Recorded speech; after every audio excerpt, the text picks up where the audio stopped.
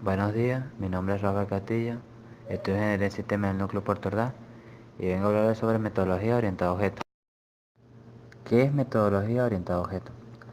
La metodología orientada a objetos ha derivado de las metodologías anteriores a este, así como los métodos de diseño estructurado, realizado, guían a los desarrolladores que tratan de construir sistemas complejos utilizando algoritmos como sus bloques fundamentales de construcción. Similarmente, los métodos de diseño orientados a objetos han evolucionado para ayudar a los desarrolladores a explotar el poder de los lenguajes de programación, basado en objetos, orientado a objetos, utilizando las clases y objetos con bloques de construcciones básicos. Actualmente el modelo de objetos ha sido influenciado por un número de factores, no solo de programación. Además, el modelo de objetos aprobado por un concepto uniforme en las ciencias de la computación, aplicable no solo a los lenguajes de programación, sino también al diseño de interfaces de usuario, bases de datos y arquitectura de computadora por completo. La razón de ello es simple, que una orientación a objetos nos ayuda a hacer frente a la inherente complejidad de muchos tipos de sistemas. Se define un objeto como una entidad tangible de nuestra alguna conducta bien definida. Un objeto es cualquier cosa, real o abstracta, acerca del cual almacenamos datos y los métodos que controlan dichos datos. Los objetos tienen una cierta integridad, la cual no deberá ser violada. En particular, un objeto puede solamente cambiar estado, conducta, ser manipulado o estar en relación con otros objetos de manera apropiada en este objeto. ¿Para qué sirve la metodología orientada a objetos? La programación orientada a objetos es una forma especial de programar más cercana a cómo expresaríamos las cosas en la vida real que otros tipos de programación. En la programación orientada a objetos tenemos que aprender a pensar las cosas de una manera distinta para escribir nuestro programa en términos de objetos, propiedades, métodos y otras cosas que veremos rápidamente para aclarar conceptos y dar una pequeña base que permita soltarnos un poco con este tipo de programación. ¿Cómo se piensa en objetos? Pensar en términos de objetos es muy parecido a cómo haríamos en la vida real. Por ejemplo, vamos a pensar en un coche para tratar de modelizarlo. En un esquema de programación orientada a objetos, diríamos que el coche es el elemento principal que tiene una serie de características, como podría ser el color, el modelo, o la marca. Además tiene una serie de funcionalidades asociadas como pueden ser ponerse en marcha, parar o aparcar. Las clases son declaraciones de objetos. También se podría definir como abstracción de objetos. Esto quiere decir que la definición de un objeto es la clase. Como programamos un objeto y definimos sus características y funcionalidades. En realidad, lo que estamos haciendo es programar una clase. En los ejemplos anteriores, en el ejemplo anterior, en realidad hablamos de la clase de coche o unas clases de coche. O fracciones, porque solo estuvimos definiendo por encima su forma. Las ventajas más importantes de la programación orientada a objetos son las siguientes. Man- Mantenibilidad, que es la facilidad de mantenimiento. Los programas que se diseñan utilizando el concepto de orientado a objetos son más fáciles de leer y comprender. El control de la complejidad del programa se consigue gracias a la ocultación de la información que permite dejar visibles solo los detalles más relevantes. Modificabilidad, una facilidad para modificar los programas. Se puede realizar añadidos o supresiones a programas simplemente añadiendo, suprimiendo o modificando objetos. Reusabilidad. Los objetos, si han sido correctamente diseñados, se pueden usar numerosas veces y en distintos proyectos. La fiabilidad. Los programas orientados a objetos suelen ser más fiables ya que se basa en el uso de objetos ya definidos que están ampliamente testados. Estas ventajas son directas a los programadores. Estos se pueden decir que son los ejecutadores de un determinado proyecto software, pero la orientada a objetos no solo reporta beneficios a los programadores. En las etapas de análisis previas a la codificación, el utilizar un modelado orientado a objetos reporta grandes beneficios. Ya estas mismas ventajas son aplicables a todas las fases del ciclo de vida de un proyecto, en cualquier proyecto de un software. Encapsulamiento. Se refiere a la capacidad de agrupar y condensar en un entorno con límites bien definidos distintos elementos. Cuando hablamos de encapsulamiento en general, siempre nos referiremos pues a encapsulamiento abstracta de manera informal. Primero generalizamos la abstracción y luego decimos la generalización. Está bien, pero dentro de un cierto orden hay que poner límites, la encapsulación, y dentro de esos límites vamos a meter a saco todo lo relacionado con lo abstraído, no solo datos, sino también métodos, comportamientos. Por un lado, es una abstracción, pues de acuerdo con la definición establecida anteriormente, es en esta donde se definen las propiedades y atributos genéricos que determinados objetos con características comunes. Recordemos el ejemplo de la sala de cine. La clase E, por otro lado, un encapsulamiento, porque construye una cápsula o saco que encierra y amalgama de forma clara tanto los datos de que constan los objetos como los procedimientos que permiten manipularlos. La clase C constituyen así en abstracciones encapsuladas, también conocida como ocultamiento. Cuando me acuesto a ver televisión, no me preocupo de modo como esté funcionando o lo que hace para cambiar el canal o aumentar el volumen, a menos que sea experto en electrónica o técnico en televisores. ¿Pasará lo mismo? No lo sabemos y no importa, solo sabemos que al presionar un botón ocurre la magia. Esto es un gran ejemplo de un encapsulamiento. El encapsulamiento se encarga de mantener ocultos los procesos internos que necesita para hacer lo que sea que se haga, dándole al programador acceso solo a lo que se necesite. Hay dos ventajas iniciales. Lo que hace el usuario puede ser controlado internamente, incluso sus errores, evitando que todo colapse de una forma intervención de una intervención indeseada.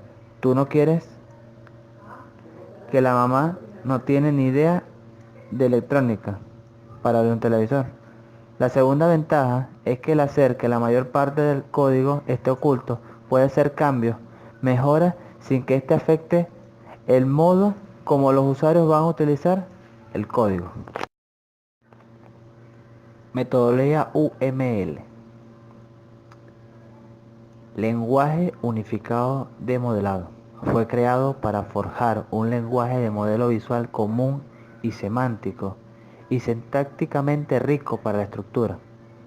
El diseño y la implementación del sistema de software complejo, tanto en estructura como en un comportamiento UML, tiene aplicaciones más allá del desarrollo de software, en el flujo de procesos en la fabricación.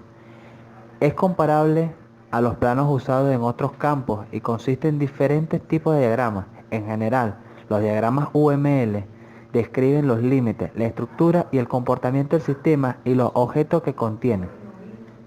UML no es un lenguaje de programación, pero existen herramientas que se pueden usar para generar código en diversos lenguajes usados. Los diagramas UML guarda una relación directa con el análisis y el diseño orientado a objetos. Los tipos de diagramas en UML. Tenemos de comportamiento, estructurales y de interacción. De comportamiento. Un diagrama de comportamiento se define normalmente como diagrama que expresa las secuencias de estados por lo que pasa un objeto a lo largo de su vida en respuesta a eventos. Hablando en un lenguaje más llano, se trata de diagramas que muestran diferentes estados en un proceso. Mediante estos diagramas se plasman de forma gráfica los procesos de programar. Estos diagramas se usan para visualizar y especificar a la vez que documentar aspectos dinámicos de un sistema. Cuando hablamos de desarrollo de software, estos aspectos dinámicos pueden ser mensajes que se generan, acciones de entrada de datos, eventos, etc. Dentro de estos diagramas de comportamiento tenemos diagramas de casos, diagramas de secuencias, diagramas de actividad y diagramas de estado. Diagramas estructurales. Son las partes estáticas que representan conceptos, elementos lógicos o casos materiales o elementos físicos de un sistema. Tenemos que en la estructura estática de los objetos de estos sistemas tenemos los diagramas de clases, diagramas de componentes, diagramas de despliegue, diagramas de objetos, diagramas de paquetes, diagramas de perfiles y diagramas estructura compuesta, que son los diagramas de estructuras compuestas. Se realizan para mostrar la estructura interna de una clase. Diagrama UML de interacción.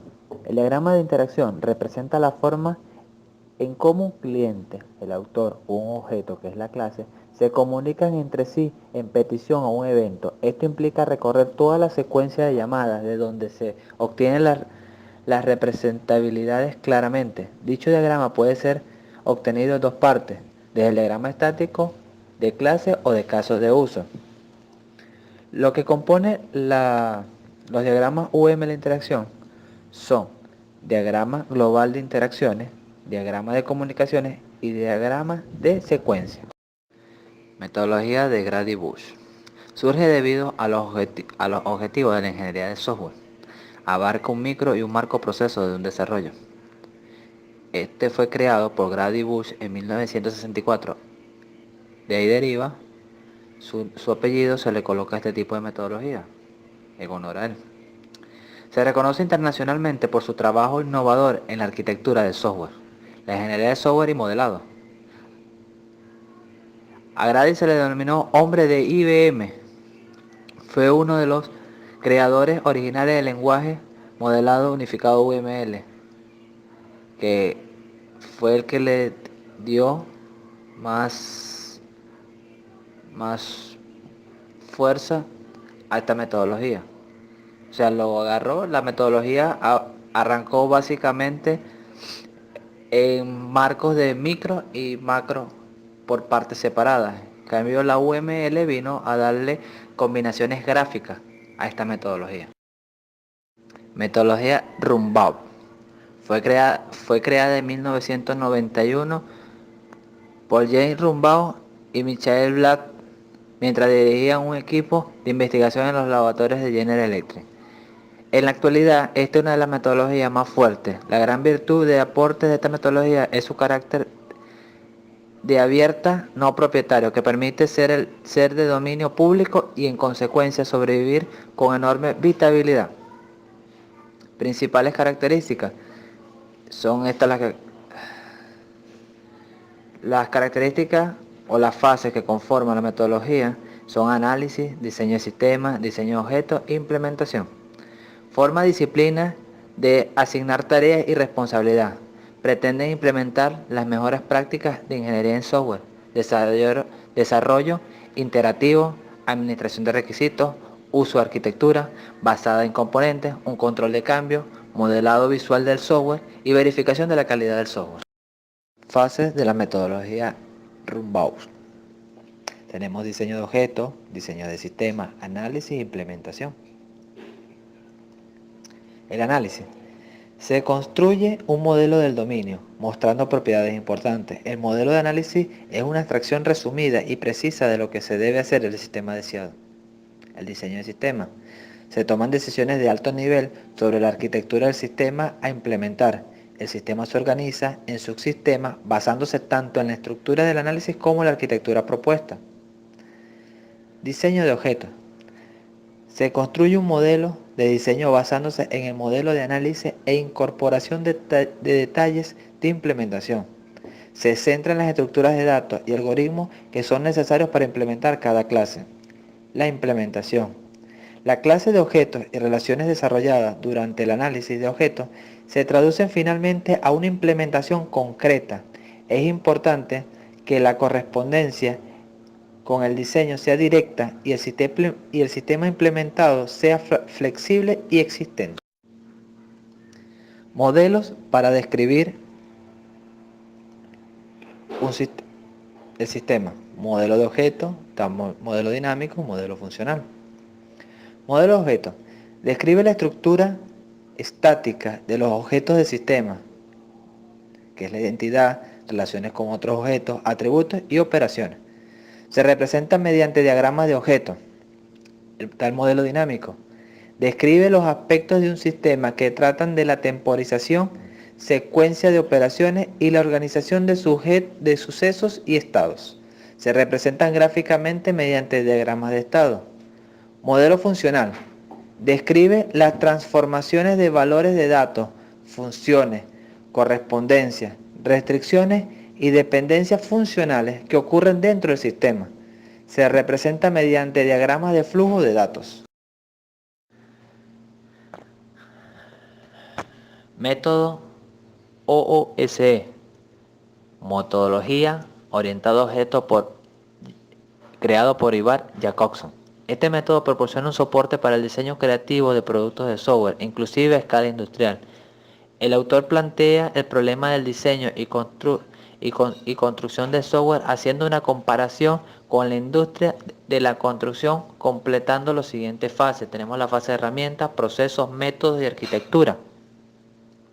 Las herramientas soportan todos los aspectos de la empresa, explícitamente las actividades de arquitectura, métodos y procesos. Los procesos permite el escalamiento de los métodos de tal forma que puedan ser aplicados a proyectos de forma interactiva y en parte. Método establece de manera explícita los procedimientos etapa por etapa que deben seguirse para aplicar la arquitectura al proyecto. La arquitectura. Una buena estructura del sistema es fácil de entender, de cambiar y realizar pruebas y mantenimiento. Las propiedades del sistema determinan cómo la arquitectura debe ser tratada durante el tiempo de vida. Las propiedades de la arquitectura son extremadamente importantes y forman la base del método. El método desarrollado por Ivar Jacobson han sido llamado un enfoque para el manejo de casos de uso. En este enfoque, el modelo de casos de uso sirve para un modelo central, del cual todos los otros modelos son derivados. Un modelo de casos de uso describe la funcionalidad completa del sistema, identificado como todo lo que está fuera del sistema interactúa con él. Etapas de la metodología de Jacobson. Se divide en 5 etapas. Tenemos los análisis de requerimientos, que es su primera etapa. Delimita el sistema y define su funcionalidad. En la segunda etapa tenemos el de análisis. Estructura el sistema modelando 3 tipos de objetos: objetos de interfaces, objetos de entidad, objetos de control. Tercera etapa, el de diseño. Refina el modelo de análisis y lo adapta a un ambiente de implementación. Consiste de diagramas de interacción y diagramas de transición de estados. Cuarta etapa, la de implementación. Consiste en el código fuente de los objetos especificados en el modelo de diseño. Quinta etapa, que es el modelo de prueba. Es llevado a cabo mediante la realización de pruebas al modelo de implementación. Muchas gracias por su atención.